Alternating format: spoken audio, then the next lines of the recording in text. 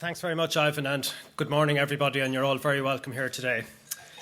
I suppose the title of our conference today is Redefining the Future, and what we mean by redefining the future is helping, I suppose, companies move away from trouble or distressed defined benefit schemes towards better pension arrangements, better for the companies, but also better for their employees.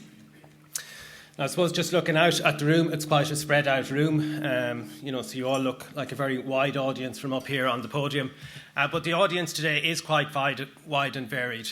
We have a lot of people from companies, be they trustees or HR managers, we have finance directors, we have chief executives, and we also have a lot of pension consultants and advisors in the room also. And we really do hope that you all find the conference this morning useful in your pension endeavours. I hope you all enjoyed the opening video, because one of the minor difficulties we had in preparing for the conference was what music to select with the video. Given the theme of the conference this morning, the song I wanted was the old Leo Sayer song, If You're Looking for a Way Out, but unfortunately it didn't get by the marketing department, but I think the music we used worked quite well.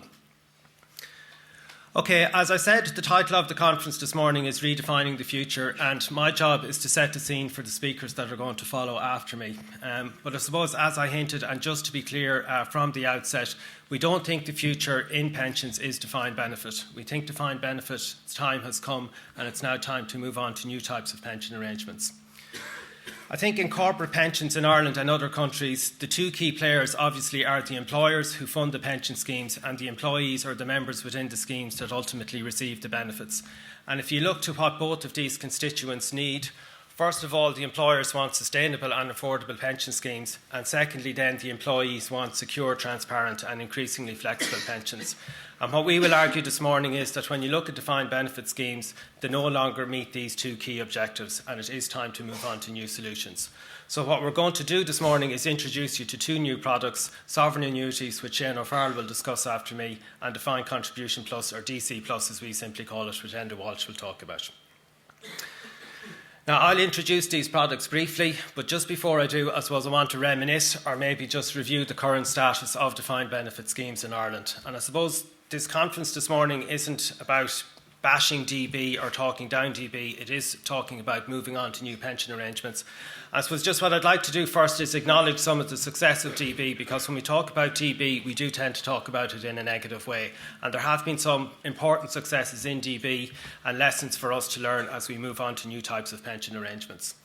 And I think the first very important point in DB is, for a long time, it has been the pension of choice for employees.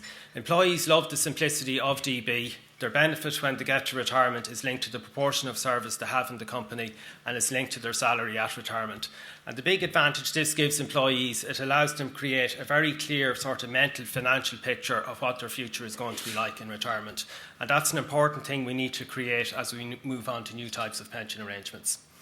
I think the second point to acknowledge with DB is that it has been very strongly supported by employers, and the support by employers is sometimes, I think, overlooked, and employers aren't given enough credit for the amount of money that they put into pension schemes.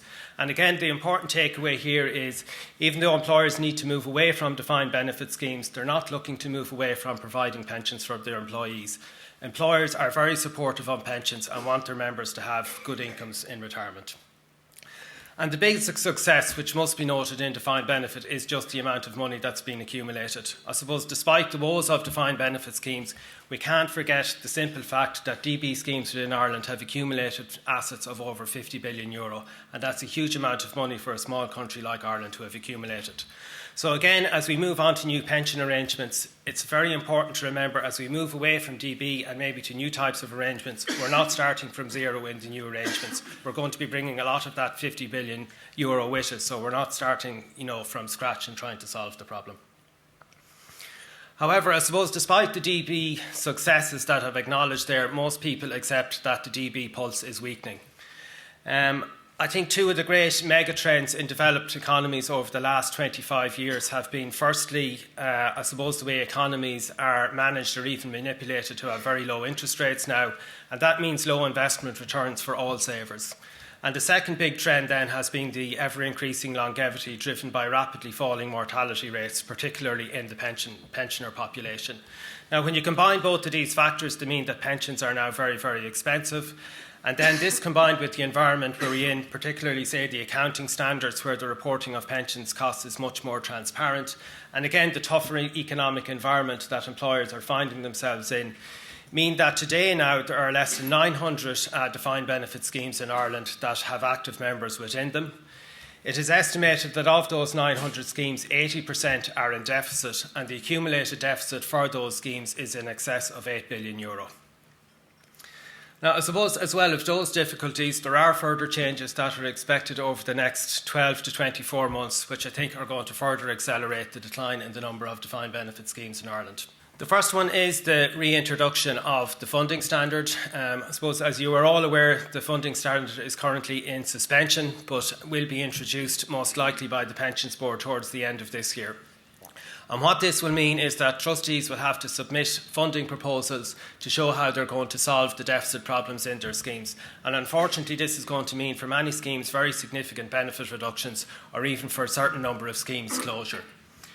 The accounting standard IAS 19 is also a new standard is coming into effect next year. I think the new standard is better and simpler, but one of the effects of this is going to be making the pension costs even more transparent within company accounts. And I think more importantly, it's going to make the transparency or the comparison of pension costs clearer and easier between companies. The standard fund threshold has reduced greatly over the last number of years and is now at a level of 2.3 million. And again, it's expected that in the next budget that will be further reduced and maybe down to a level of 1.5 million. And the effect of this change will mean that particularly for higher income earners within defined benefit schemes are no longer the best arrangement going forward, because they will hit up against that cap and they will be looking for more flexible arrangements into the future. And the last change then that we're expecting, or maybe even some people are hoping for, is changes to the pension priority order. I suppose last year the Pensions Board and the Department of Social Protection announced that we would move away from the current regime, which gives 100% priority to pensioners, to a new regime which would just give them priority up to 75% of their pension level, but capped at an overall pension of €30,000. Now, this is a sort of difficult area. Most people accept that pensioners have to get some level of priority because, I suppose, pensioners are out of the decision-making process when it comes to reforming schemes. And also, if there's reduction in pensioners' benefits, they've less time or less opportunity to recover from that reduction. But that said, most people feel that the current regime where pensioners are given absolute and 100% priority is not fair or even-handed, and that's why this change was welcomed. Now, it is unfortunate, I think, that the department has announced that this change is suspended. It's not going to come into effect this year and will be delayed until next year pending further consideration, and may even be delayed longer than that. Now, I think for me, this priority order is one of the biggest problems actually facing defined benefit schemes, because, as I said, 80% of defined benefit schemes are in deficit, and the accumulated deficit within those schemes is in excess of €8 billion. And basically what that means is there isn't enough money within the schemes to pay everybody's benefits. Now, if we all remember back to the oil crisis in the 1970s, this was effectively a petrol deficit. There wasn't enough petrol to go around for everybody. And a very sensible rationing system was put in place where if you went up to the petrol pump, you weren't allowed to fill up your tank with petrol, you were only allowed to get a certain amount. And okay, that meant we all had to walk around a little bit more, but basically we were still able to drive to get to where we needed to in our cars. And I suppose the unfortunate thing is, with the current regime where certain groups are going to get absolute priority, it means that if you're at the back end of that queue, there's a risk when you get to the petrol pump, there's going to be no petrol left because people at the top of the queue are allowed to fill up their tank. So I think this is interesting because I suppose up to now, all of the discussion on defined benefit schemes has been really around affordability and sustainability for employers. But I think increasingly, because defined benefit schemes are closed to future new entrants and the pensioner population is going to grow now as active members retire, I think increasingly the younger members within defined benefits are going to become nervous because of the priority order regime and because of the fact that schemes are in deficit. They're going to start to wonder, well, is there actually going to be money there when I come to retire? So I think there's going to be a new dynamic and a new sort of drive or motivator for people to move away from defined benefit because of that. Okay, so I suppose if we're agreed that we all need to move on from defined benefit, I suppose what is the difficulty or what are the blockages in doing that? And I suppose there's two key problems. If you're an employer or a company and you want to move away from your defined benefit scheme, there's two things you have to do. First of all, you have to transfer your pensioner liabilities to a life assurance company via annuity product. And the second thing then you have to do is transfer all of your active and deferred members into a defined contribution arrangement. And the two problems here are, first of all, annuities are expensive, which I'm sure you all agree. We try to argue that they're very good value for money, but nobody believes us. But I suppose the reason annuities are more expensive than the liabilities you will have accounted for, or the pensioner liabilities you'll have accounted for within your schemes, is for a life insurance company, we have to invest in very safe and conservative assets for annuities, and that effectively means we invest in German bonds largely at the moment, which deliver very low rates of returns, and that makes annuities expensive. The second problem then is when you're transferring your active and deferred members into defined contribution scheme. Like, obviously there's a complete transfer in risk fully away from the employer to the employees, and that is a big sea change for employees and a difficult thing for them to take.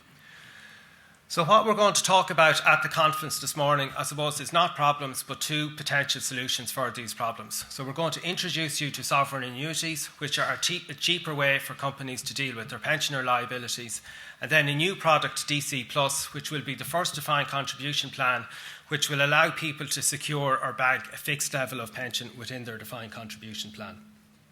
Now, Enda and Shane after me will talk about these in a little bit more detail, but I'll just introduce them briefly before I hand over.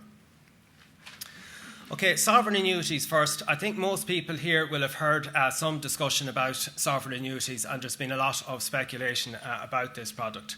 Now, I think the product is going to be great in a lot of ways, but it is going to be controversial also. So there are two aspects to the products. I suppose the great thing about the product is, for the first time, life insurance companies will be able to construct an annuity product that doesn't invest in the safest assets in the market. We will be able to invest in sort of higher yielding bonds, and the easiest example to take here is Irish bonds, which are trading, say, in excess of 6% at the moment. And we will be able to pass that higher investment return onto the policyholders of those annuities, so either giving higher income for a certain amount of money or given a cheaper cost for a certain level of income. But the reason we're able to do that is that we're also allowed to pass on the investment risk. So this is what's going to make sovereign annuities very controversial, because, I hate using the dreaded default word in talking about Irish bonds, but if we're investing in Irish bonds and there's a default in Irish bonds and those bonds are backing the annuity product, we will pass that default straight through to the annuity product, and that's the only reason we're allowed to pass on the extra return. So annuities, I think, or these sovereign annuities, they will be seen in two ways. Great that they're potentially cheaper and offer better value for money, but certainly very, very controversial also because they allow to pass the risk on to the end customer. Now, I suppose if you're thinking about sovereign annuities and you're saying, well, David, that's great that it's a cheaper product and it can provide a higher level of income, but, there's no way as a trustee or as an employer I can sort of transfer my pensioners into a sovereign annuity product where they're potentially at risk to have their pensions income cut. That's just not going to work for me. So, as interesting as the product is, I can't see us using it. And certainly, to be true, I would agree with that point. But we do see two particular uses for sovereign annuity markets, for sovereign annuity products, which means that this will be a very substantial market. The first is the priority order problem that I talked about. If a scheme is winding up and it has a large pensioner population and there's a large deficit in that scheme, what happens at the moment, as I said, is the pensioners get full priority. And the amount of money that's left then after the pensioners have been sorted out is divvied up among the active and deferred members. So what you can have in a situation like that is where the pensioners effectively get 100% of their benefit, and then if the deficit is large enough, you may have a situation where active and deferred members are only getting 20% of their benefit. What sovereign annuities will allow us to do is, I suppose, allow trustees construct a new situation, and Shane will explain this a little bit later, where pensioners in that situation would effectively get 80% of their benefit in a fully guaranteed product, or maybe 100% of their benefit in a sovereign annuity product that has more risk. And the money that is saved there then would be transferred to the active and deferred members. So in that situation where they might only have got 20% in the sort of old arrangement, they would now get 40 to 50% of their benefit because of the use of sovereign annuities. So even though they're a controversial and risky product, I think in that type of situation where a scheme is winding up and there's a large deficit, trustees will actually find that a fair and more even-handed approach. I suppose the second area where we see sovereign annuities being used is where the employer has a sort of strategy to get out of defined benefit. Now, it's not that the employer is insolvent or has ceased trading. The employer exists and is continuing to make profits, but he just wants to get away from defined benefit because he's decided it's not a good form of pension provision and he needs to move on to new arrangements. Now, again, one of the blocks at the moment for employers in moving away from defined benefit, again, goes back to this priority. Largely what employers will do in this situation is they will try and lift the active and deferred members first out of the pension scheme and leave the pensioners within the pension scheme. But if they want to lift out the active and deferred members, they're only allowed to take a portion of the fund so that money is left in the fund that fully secures the pensioner benefits. And again, this means typically when schemes are in deficit, the amount of money that you can take out for the active and deferred members is very, very little. And that makes it very hard to move on to a new type of pension arrangement. Now, again, sovereign annuities can be used here because sovereign annuities can be bought in as an asset for the scheme. They can be set aside against the pensioner liability, and that can leave more money within the scheme available for the active and the deferred members, which can be taken out and then moved into a defined contribution arrangement. Now, the important point here is that the owner of the sovereign annuity in that type of circumstance is the pension scheme backed by the employer. It's not actually the pensioner. So again, if there, say, was a default and this product was backed by Irish bonds and that was passed on to the sovereign annuity, that hit would first be there with the scheme backed by the employer, and the scheme / the employer would have to decide, do they want to pass that hit on to the pensioners or do they want to make up and fund that shortfall over a period of time? So it's not necessarily the pensioners in that scenario that are in the first line of hit, if you like. Okay, the second product then we're going to talk about is DC Plus. I suppose DC Plus is a more straightforward and less controversial product, but it is a very, very new and innovative product because it's the first defined contribution product that's going to allow you to bank or secure a level of pension income within the defined contribution plan. And we think this is very important because the difficulty for employers with their workforce in moving from the defined benefit to defined contribution is this full transfer of risk. And in a way, this is a bit like asking somebody to jump out of an aeroplane. If I was on an aeroplane and the pilot came to me and said, David, I don't think we're going to get to the airport. Just the burden on this plane is too much to bear, and the only solution is you're going to have to jump out. I'd say, well, that's a little bit disappointing. It's not really what I was expecting. As much as I understand the logic of the predicament that we're in. But eventually you probably would be convinced, listen, the plane is either going to crash or I have to jump out, so, I'm better off taking my chances and I'm going to jump out. But in that situation, you would want to know that you have a parachute and you would want to know that the parachute is going to work. And I suppose this is the situation, it's a little bit similar for people transferring out of defined benefit schemes. So the question is, what's the parachute? Now, as I said, the conversation between employers and employees starts off a little bit like the pilot coming back for his conversation with me, and he'll say, the defined benefit scheme is too much of a burden for us to bear, and if we don't sort this out, we're putting the company at risk. So we need to do this to protect your job. And again, I would probably say, well, that's a little bit disappointing. It's not really what I'd hoped for, but, I do accept the rationale of the decision. And certainly there is a new sense of realism in Ireland, and everybody agrees now that jobs are the priority. I suppose the second thing the employer might do, he'd say, well, okay, even though the scheme is in deficit, we're going to enhance your transfer value a little bit, and I still want to try and help you to get a good pension in retirement, so I'm going to, invest a fairly good employer contribution into the defined contribution scheme going forward. And if things work out in the market, that still means that you should get a reasonably good level of pension in retirement. And certainly, when employees do hear that, they do feel that they're being treated fairly. But I suppose there still is this nagging doubt that it's if things work out in the investment markets, I'll have a reasonable level of income in retirement. And I suppose if you go back to the first point I made on defined benefit for employees, it does allow them to have a very clear sort of mental financial picture of what retirement is going to be like. And if you're having this conversation in DC that, well, if things work out in the investment market, it's very hard to create that sort of clear financial picture of what your retirement is going to be like. So we think this is where DC Plus can add a lot. What DC Plus will do is it will take a portion of the transfer value that's coming out of the defined benefit scheme and convert that into a secured or banked level of pension, which will be fixed and guaranteed from the life company. And that will give then people a base level of income that they know they're going to get in retirement. Now, when you jump out of an airplane, it's not something I've done myself and it's not something I plan to do, but supposedly when you jump out of an airplane, you're a little bit nervous for the first few feet where you're just in free fall, and then you pull the parachute cord and the parachute opens and you immediately relax, and then you start to look around and enjoy the view. And we think it might be the same here with DC Plus when people have a secure pension element within the DC plan, because they will start to look around then within the DC plan and maybe enjoy the view. And there are some significant tax advantages in DC over DB. The first is that DC has wider tax-free lump sum options. In DC, you can have 1.5 times your salary as in a DB scheme, but you can also have 25% of your fund if that's higher. And for many people transferring out of DB into DC, 25% of the fund will provide a higher tax-free lump sum.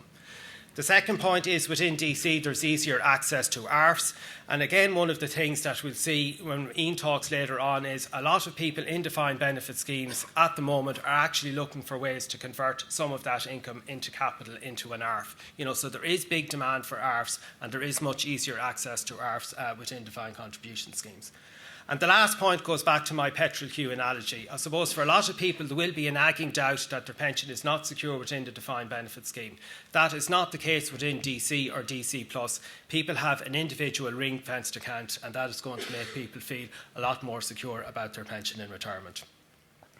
Now, as I said, Enda will talk a little bit more about the detail of the product later, and Ian will also talk about what people are looking for from pension schemes when they come to retirement.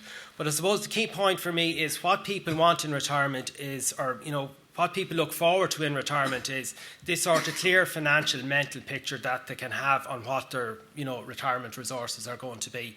And we think DC Plus can help a lot in that. It'll give people a much clearer view of what their income is going to be, and they'll also see that they have access to capital resources in retirement. Okay, so just to wrap up, as I said, the title of our conference is Redefining the Future. We're very clear that the future is not defined benefit, and it is time to move on to new types of pension arrangements. As I said, employers want sustainable and affordable pensions. Employees want secure, transparent and flexible pensions. And we think the new products that we're going to introduce today can help on that. Thanks very much.